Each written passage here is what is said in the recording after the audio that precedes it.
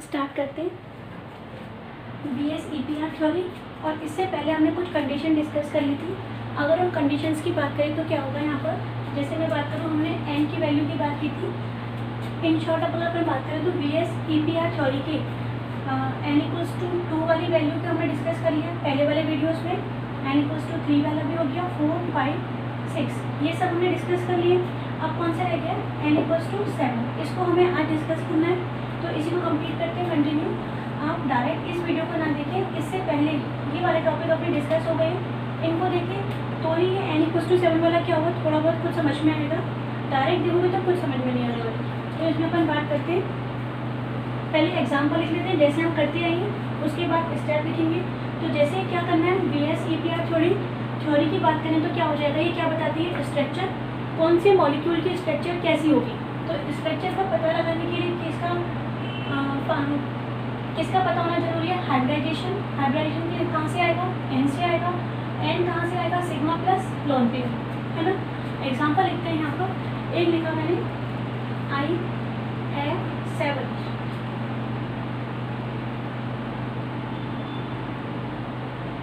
एक second, n = 6 वाला solve हो गया। हाँ, IF7 सेकेंड एग्जाम्पल की बात करते हैं। एग्जाम्पल में दिख जाएंगे अभी।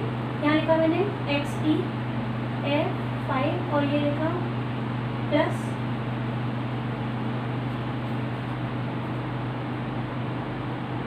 और एक लिखते हैं XeF5 माइनस। इन एग्जाम्पल को हमें सॉल्व करना है, पहले एक बार समझ लो, अब सॉल्व करते हैं। देखो इसमें यहाँ पर XeF6 है, कंटिन्यू करते जाते हैं जैसे अपन करते हैं। स्टेप नंबर 1 क्या है, इनमें से सेलेक्ट करूँ सेंट्रल मेटल एटम कौन सा होगा। तो सेंट्रल मेटल एटम हम जानते हैं 7 फ्लोरीन का होंगे, सराउंडिंग में होंगे 7, सेंटर में कौन आएगा, आयोडीन आने वाला है। तो जो भी सेंटर वाला होगा उसी को हमें सेलेक्ट करना होता है। इस पर मैंने लगा दिया स्टार, क्योंकि ये सेंट्रल मेटल एटम है, इसके सेंट्रल एटम है, ठीक है। ऐसे यहाँ पे बात करें Xe, तो 6 फ्लोरीन सराउंडिंग में आएंगे, सेंटर में कौन आएगा, Xe। यहाँ सेंटर में कौन आने वाला है, Xe, ठीक है। चार्ज को अपन देखेंगे कैसे सॉल्व करना है, चार्ज से टेंशन मत लो।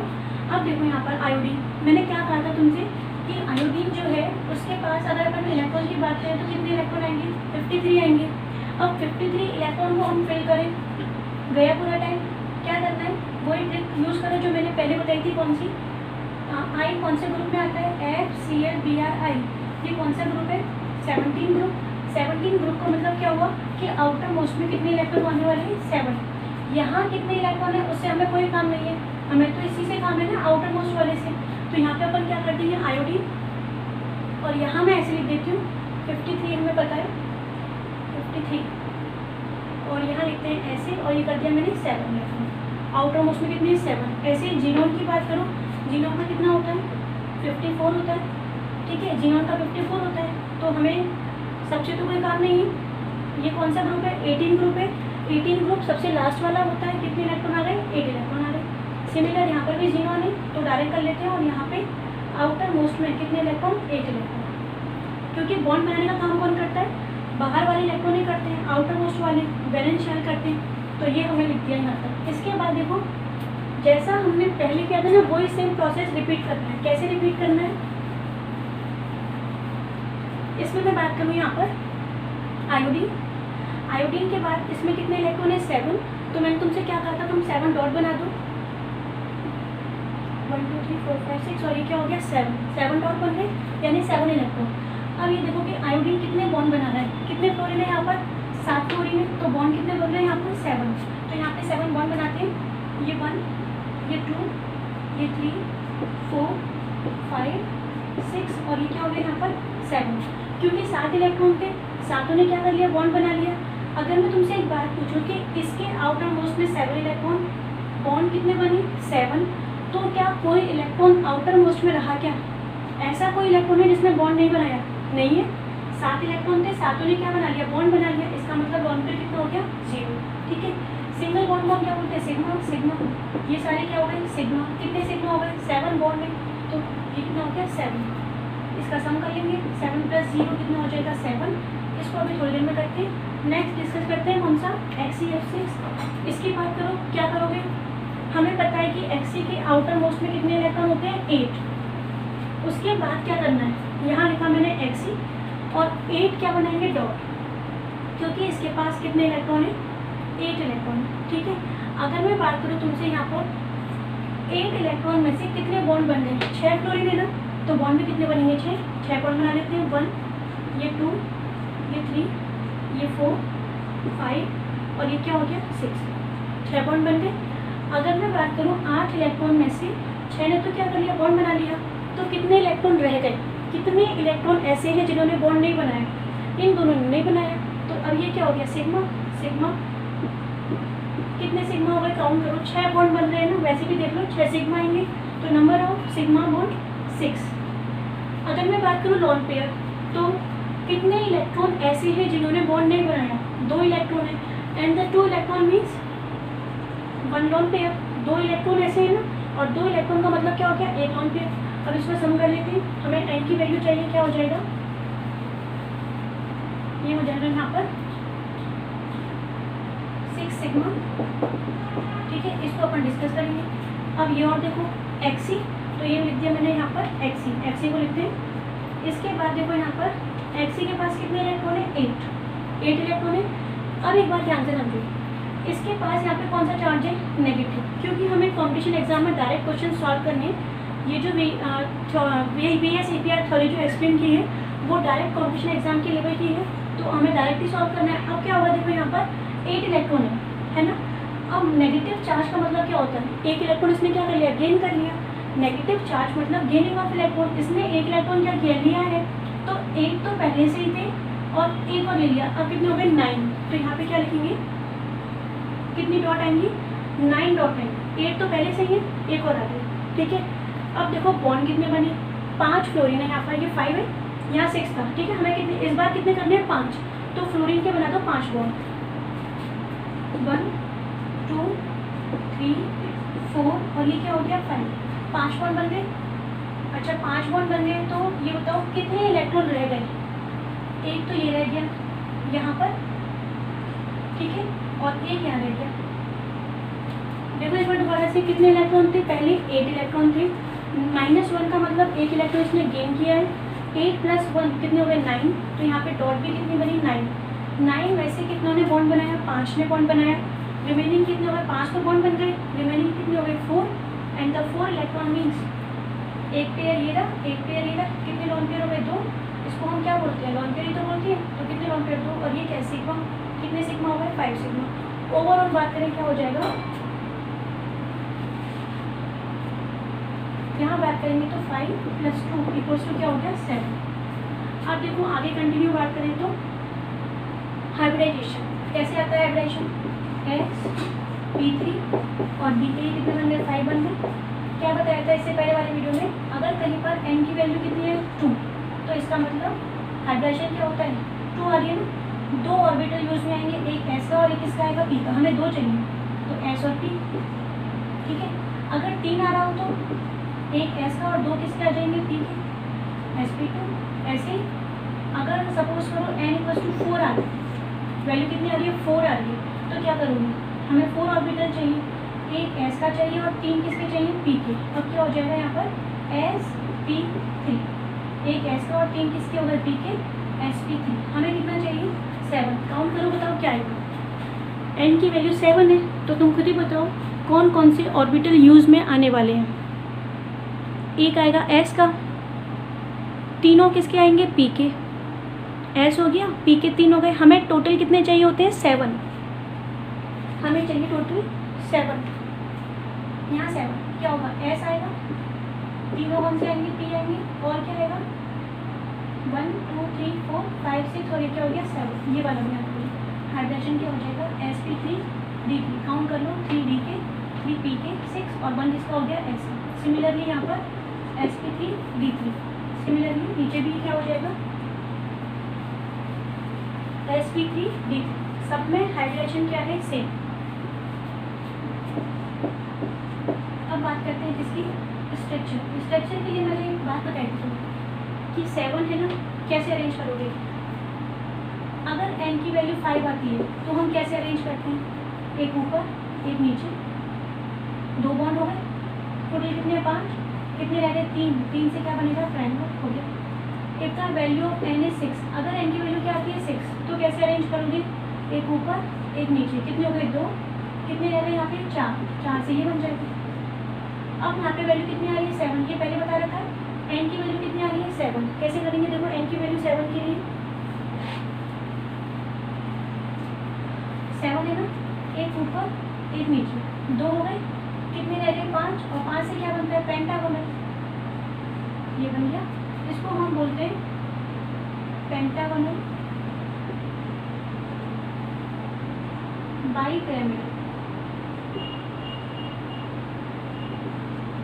हिंदी में बोलते हैं, मैं यहाँ लिख देती हूँ, हिंदी में बोलते हैं पंचकोणीय द्विपिरामिड। ठीक है, अगर मैं तुमसे बात करूँ, अभी अपन अरेंज करेंगे इसको बाद में, यहाँ पे बताओ क्या बनेगा, 7 है ना, तो बिल्कुल सेम वही बनने वाला है, तो दोबारा से बना देते हैं 1 2, और ये क्या हो गया यहाँ पे 5 रह गए, 5 से बन गया पेंटागन। सेम यहाँ पर 7 है, 1 2, ये 5 और ये हो गया पेंटागन। ठीक है, इसके बाद हम बात करते हैं यहाँ पर ज्योमेट्री। ज्योमेट्री क्या होता है मैंने बताया था इससे पहले वाले में, ज्योमेट्री मतलब अरेंजमेंट।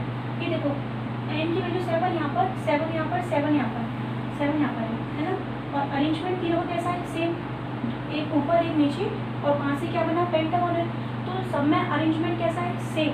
इसका मतलब सबकी ज्योमेट्री, अरेंजमेंट मतलब क्या हो गया ज्योमेट्री, तो तीनों की ज्योमेट्री कैसी है सेम, और ज्योमेट्री क्या हो गई पेंटागोनल बाइपिरामिडल। इसको हम शॉर्ट में बोलते हैं PBP, पेंटागोनल बाइपिरामिडल, और ये क्या है ज्योमेट्री। ज्योमेट्री मतलब क्या अरेंजमेंट। अब बात करेंगे शेप की, तो शेप कैसे आएगी देखो, अगर मैं शेप की बात करूँ तो क्या हो जाएगा, सेंटर में क्या लिखेंगे आयोडीन, ये लिख दिया मैंने यहाँ पर आयोडीन, कितने फ्लोरीन 7, ये हो गए 1 2, अब 5 यहाँ लगा दो, 3 4 5 6, और ये क्या हो गया 7, इसको अरेंज कर देंगे, बॉन्ड बना देंगे यहाँ पर, हो गया। अब देखो यहाँ पे कोई भी लॉन पेयर है क्या, नहीं है ना लॉन पेयर, तो इसकी ज्योमेट्री भी यही है पेंटागोनल, और शेप भी क्या होगी पेंटागोनल बाइपिरामिडल। ज्योमेट्री भी यही है और शेप भी क्या होगी पेंटागोनल बाइपिरामिडल। इसकी बात करते हैं यहाँ पर सेंटर में कौन आएगा, सेंटर में आने वाला अपने पास कौन XE, यहाँ पर आ गया XE, कितने फ्लोरीन है 6, तो 6 फ्लोरीन कैसे लगाओगे देखो, 5 तो ये है अपने पास 5 पोजीशन, तो यहाँ पे लगाओ 1 2 3 4, और ये क्या हो गया 5, कितने फ्लोरीन है 6, एक और लगाना है, तो एक तो कहीं पे भी लगा दो, या तो अपवर्ड या फिर आएगा डाउनवर्ड, ऊपर या नीचे कहीं भी लगा दो, ये लगा दिया हमने ऊपर। तो बताओ इस पोजीशन पे क्या आएगा, LP है ना लॉन पेयर, तो यहाँ पे क्या आएगा एक लॉन पेयर, तो यहाँ लगा देते हैं अपन ऐसे, और ये क्या हो गया लॉन पेयर, इसको ज्वाइन कर दें यहाँ से, तो ये हो गया। ठीक है, अच्छा आप देखो एक बात सुनना, ये मैंने पहले वाली भी वीडियो में बताया। अगर मैं बात करूँ ज्योमेट्री की, इसकी ज्योमेट्री सेकेंड वाली की, इसकी ज्योमेट्री, ज्योमेट्री मतलब 7 PBP पेंटागोनल बाइपिरामिडल अरेंजमेंट। अब मैं बात कर रही हूँ किसकी, शेप की बात करते हैं, तो बताओ शेप कैसे आएगी, शेप बिगाड़ने वाला कौन, शेप बिगाड़ने वाला लॉन पेयर, ये लॉन पेयर है इसके पास है ना। अब जैसे ही लॉन पेयर आ गया, लॉन पेयर आ गया इसका मतलब ज्योमेट्री और शेप अलग अलग होंगे। जैसे ही लॉन पेयर आ गया, लॉन पेयर नहीं था ना, लॉन पेयर 0 है, इसका मतलब जो इसकी ज्योमेट्री है वही इसकी क्या होगी शेप होगी। ठीक है, यहाँ लॉन पेयर आ गया तो ज्योमेट्री अलग आएगी, PBP आ गई, शेप, जब शेप को पता लगाना हो तो क्या करेंगे, लॉन पेयर ने बॉन्ड नहीं बनाया, बॉन्ड नहीं बनाया, अकेला बैठा है, अकेला बैठा है तो काम बिगाड़ेगा। इसका मतलब इस बार जब तुम्हें शेप पता लगानी है तो हम किसको हटा दें यहाँ से, लॉन पेयर को हटाना मतलब हाइड कर दिया, यहाँ से छुपा लेते हैं इसको। अब इस शेप का नाम क्या हो जाता है, 5 से ये बन गया पेंटागोनल, ठीक है, और एक ही बॉन्ड बन रहा है पिरामिडल, तो इस शेप का नाम क्या हो जाएगा, इसकी शेप का नाम लिखें तो नाम हो जाएगा पेंटागोनल, लिख लेना, मैं हिंदी में बोल देती हूँ पंचकोणीय और पिरामिडल, क्योंकि एक ही बॉन्ड है, एक जगह तो लॉन पेयर आ गया ना, तो पिरामिडल। ठीक है, अब इसको तुम अच्छा इसको अपन क्या बोलते हैं, इसका एक और नाम होता है डिस्टॉर्टेड ऑक्टाहेड्रल, विकृत अष्टफलकीय, इसी का ही एक और नाम होता है, यहाँ से दिख रहा है देखें, दिख जाएगा, यहाँ लिखते हैं। इसका नाम होता है एक और डिस्टॉर्टेड ऑक्टाहेड्रल। ऑक्टाहेड्रल को वही कहते हैं, हिंदी में बोलते हैं विकृत अष्टफलकीय। ठीक है, हिंदी में बोलते हैं इसको विकृत अष्टफलकीय। नेक्स्ट बात करते हैं किसकी, इस वाले की। इसको बना के देखो अपने आप कैसे करेंगे। ज्योमेट्री तो है ही अपने पास, पेंटागोनल बाइपिरामिडल। अच्छा एक बात बताओ पहले इसमें, क्या ज्योमेट्री और शेप सेम होंगी क्या? इस वाले में ज्योमेट्री और शेप सेम होंगी। कैसे पता लगता है? Lone pair. कितने लॉन पेयर यहाँ पे? 2। तो जब भी लॉन पेयर आ गए काम बिगड़ गया। काम बिगड़ गया इसका मतलब ज्योमेट्री और शेप सेम नहीं होगी। इसकी ज्योमेट्री क्या है? ज्योमेट्री तो हमें पता है पेंटागोनल बाइपिरामिडल, जो अरेंजमेंट है वो तो यही रहेगा। शेप की बात करते हैं, शेप कैसे आएगी? सेंटर में क्या लगा हुआ है? एक्सी, तो यहाँ पे लिख दिया मैंने एक्सी, यहाँ लिखते हैं एक्सी। कितने फ्लोरीन? 5 फ्लोरीन है, तो 5 फ्लोरीन को यहाँ पे लगा दो, सिमिलरली अरेंजमेंट हो जाएगा। ये फ्लोरीन हो गए। और क्या रह गया? Lone pair. कितने लॉन पेयर है इसके पास? 2 लॉन पेयर हैं, तो 2 लॉन पेयर कैसे आएंगे? एक लॉन पेयर आएगा ऊपर और एक लॉन पेयर का आने वाला है नीचे, और ये इसका क्या हो जाएगा? अरेंजमेंट। तो अब इसकी बात करते हैं यहाँ पर शेप। शेप कौन सी होगी? शेप बिगाड़ने वाला कौन? शेप बिगाड़ने वाला लॉन पेयर। हटा दो लॉन पेयर, ये गए यहाँ से लॉन पेयर। अब लॉन पेयर तोड़ दे, हटा दे मतलब हाइड कर दिया, मैं हटा दी यहाँ से, तो सिर्फ पेंटागोनल रहेगा। तो इसका नाम क्या होता है? इसका नाम होता है पेंटागोनल प्लेनर।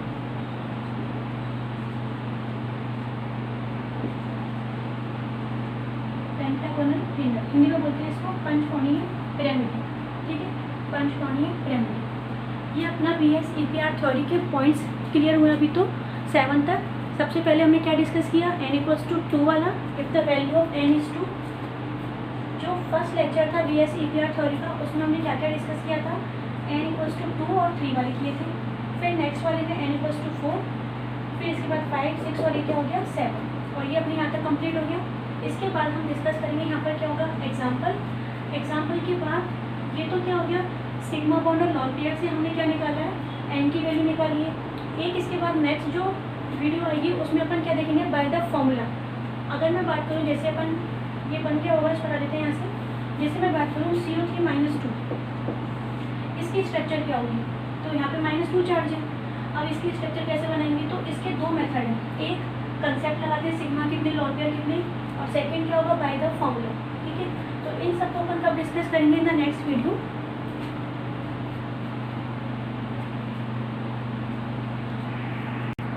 अभी हमारा क्या क्या डिस्कस करना रह गया देखो इसी टॉपिक में। टॉपिक हम ऐसे डिस्कस कर रहे हैं कि कोई भी क्वेश्चन अगर कॉम्पिटिशन एग्जाम में आता है तो वो हमारा रहना नहीं चाहिए। अगर इस टॉपिक से जितने भी एग्जाम्पल यहाँ होने वाले हैं वो सारे डिस्कस हो जाते हैं, तो इसका मतलब ये हो गया कि टॉपिक अच्छे से क्लियर हो गया और एक भी क्वेश्चन क्या नहीं होगा? इनकरेक्ट नहीं होगा। अब देखो यहाँ पर हमारे कौन कौन से टॉपिक डिस्कस करने रह गए। यहाँ पर इनकी स्ट्रक्चर, ठीक है, स्ट्रक्चर के बाद ये वाले भी मॉलिक्यूल है, ऑक्सीजन भी है, क्लोरीन भी है, फॉस्फोरस का बॉन्ड ऑक्सीजन से भी बन रहा है और किससे बन रहा है? फॉस्फोरस का क्लोरीन से भी बन रहा है, तो इनकी स्ट्रक्चर क्या होने वाली है। ऐसे ही अपन बात करें इनकी स्ट्रक्चर, एक तो अपन किससे देखेंगे? सिग्मा बॉन्ड और LP से देखेंगे, और दूसरा बाय द फॉर्मूला, फॉर्मूला से भी देखेंगे। फॉर्मूला सब पे वर्क करने वाला है। कुछ मॉलिक्यूल ड्रैगो मॉलिक्यूल होते हैं, जैसे अपन बात करें PH3, इसमें कभी भी हाइब्रेशन नहीं आता, तो क्यों नहीं आता? इसको डिस्कस करना है। इसके बाद हमें डिस्कस करना है एक तो रेडिकल, कौन से रेडिकल की स्ट्रक्चर कैसी होनी है वो देखना है, और फिर बहुत सारे एग्जाम्पल। इतना कर लेंगे टॉपिक कंप्लीट हो जाएगा, जिससे समझ में भी आ जाएगा। दैट्स